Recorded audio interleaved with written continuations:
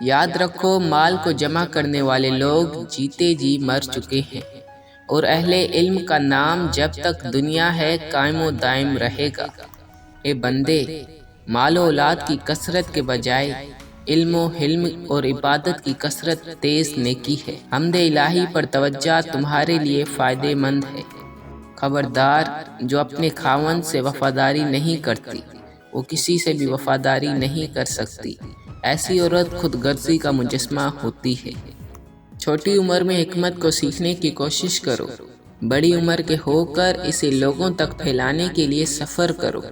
جو بندہ بولے گا وہی سب کچھ پائے گا، جو چپ رہے گا وہ پیچھے رہ جائے گا۔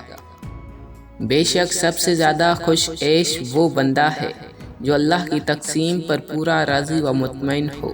اہل دنیا پر اللہ تعالیٰ کا دو چیزوں سے حکم ہو چکا ہے: بدبختی و شقاوت، اور فنا و ہلاکت۔ جب کسی کے ساتھ دیر تک صحبت اور ہم نشینی قائم رہتی ہے تو اس کی عزت و حرمت کا پاس زیادہ ہو جاتا ہے۔ کسی کی صحبت میں بیٹھنا اس کے آزمانے کے لیے کافی ہے۔